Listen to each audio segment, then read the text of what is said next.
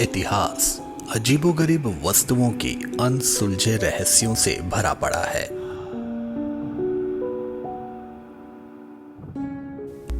(1883) में the American एंटीक्वेरियन में एक रिपोर्ट छपी थी जिसमें कोलोराडो के एक किसान के बारे में बताया गया था कि कैसे उस किसान ने उस पहाड़ी से कोयला निकाला था, और जब किसान ने बड़े कोयले के टुकड़ों को तोड़ा तो उसमें से एक लोहे की अंगूठी गिर पड़ी।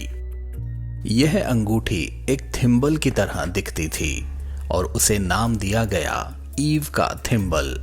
हालांकि यह लोहे की तरह दिखने वाली धातु काफी कमजोर थी और हाथ लगाते ही टूट जाती थी, लेकिन बाद में इस धातु का क्या हुआ कुछ पता नहीं चला। 1883 तक अमरीकी जनजातियां इस तरह की धातु का उपयोग नहीं करती थीं।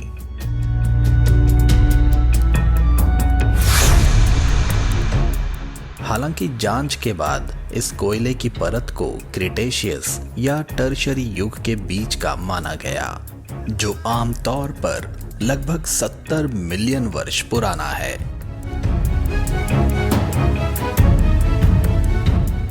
वहीं 1967 में एक कोलोराडो खदान में चांदी की एक रेखा में मानव हड्डियों की खोज की सूचना मिली। इसके साथ एक 4 इंच लंबा तांबे का तीर नुमा सिरा था।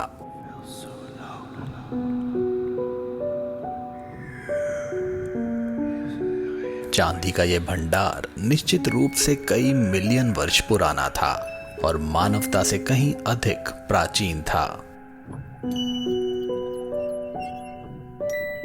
हालांकि यह कहानियां प्राचीन धातुओं से सीधा संबंध नहीं रखती, लेकिन यह पूरी तरह से सच है और आज भी शोधकर्ताओं के लिए एक रहस्य बना हुआ है।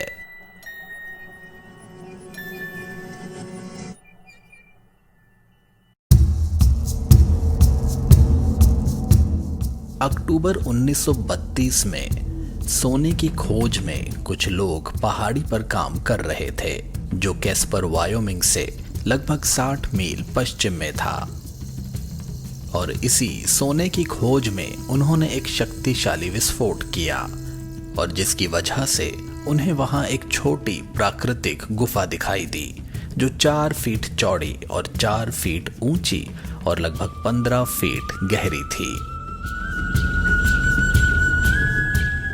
उत्सुकतावश वे उसमें झांकने लगे और जो उन्होंने देखा वह चौंकाने वाला था, क्योंकि उनके सामने एक छोटे आदमी जैसे प्राणी की एक मम्मी थी। वह एक छोटी सी लेज पर बैठा था, पैरों को क्रॉस करके और हाथ अपनी गोद में किए हुए थे। उसकी त्वचा गहरे भूरे रंग की थी, गहरी झुर्रियों से भरी हुई, और उसका चेहरा कुछ मायनों में बंदर जैसा था।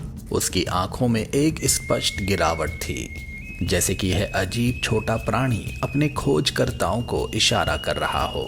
यह आश्चर्यजनक मम्मी केवल 14 इंच ऊंची थी। सर्वेक्षक उसे सावधानी से उठाते हैं, एक कंबल में लपेटते हैं और कैस्पर की ओर वापस चल पड़ते हैं।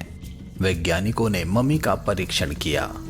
यह केवल 14 इंच लंबी थी, जिसका वजन लगभग 12 औंस था। एक्सरे ने स्पष्ट रूप से दिखाया कि यह छोटी मम्मी वास्तव में एक वयस्क थी, और इसे जांचने वाले जीव विज्ञानी ने यह बताया कि मृत्यु के समय इसकी उम्र लगभग 65 वर्ष थी। एक्सरे में पूरे दांतों का सेट, एक छोटी खोपड़ी, एक पूरी रीढ़ और पसलियां और पूरी तरह से बनी हुई बाहें और पैरों का पता चला।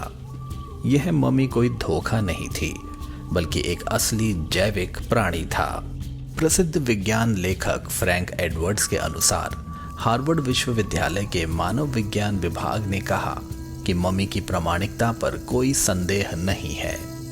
वहीं अमेरिका के प्राकृतिक इतिहास संग्रहालय के मानव विज्ञान विभाग के प्रमुख डॉक्टर हेनरी शापिरो ने कहा कि ये रहस्यमय मम्मी वर्तमान में मनुष्यों के ज्ञात सभी प्रकारों से कहीं छोटी है। हालांकि ऐतिहासिक तथ्यों पर आधारित शोध से यह पता चलता है कि यह मम्मी एक विकृत और रोगग्रस्त शिशु की हो सकती थी, लेकिन उस पर किए अध्ययन के अनुसार मानव विज्ञानी इस बात पर सहमत थे कि मृत्यु के समय यह पूरी तरह से विकसित था। फ्रैंक एडवर्ड्स के अनुसार बोस्टन संग्रहालय के मिस्र विभाग के क्यूरेटर ने इस जीव का निरीक्षण किया और घोषणा की कि इसका स्वरूप उन मिस्री मम्मियों के समान है जिन्हें वायु के संपर्क से बचाने के लिए लपेटा नहीं गया था। एक दूसरे विशेषज्ञ डॉक्टर हेनरी फेयरफील्ड ने यह अनुमान लगाया कि पेड्रो पहाड़ियों की यह रहस्यमय मम्मी संभवतः उस समय की एक मानव जैसी प्रजाति की हो सकती है जो प्लायोसीन युग के मध्य में उत्तर अमेरिकी महाद्वीप पर विचरण करती थी। गुफा की जांच की गई, लेकिन मानव निवास के कोई निशान, कोई कलाकृतियां, कोई उकेरे गए चित्र या लेखन नहीं पाए गए। सिर्फ वही छोटी चट्टान की शेल्फ थी जिस पर यह मम्मी अनगिनत युगों से बैठी थी। यह मम्मी कैसे इस ठोस ग्रेनाइट की दीवार में दफन हो गई, इसकी कोई जानकारी नहीं है।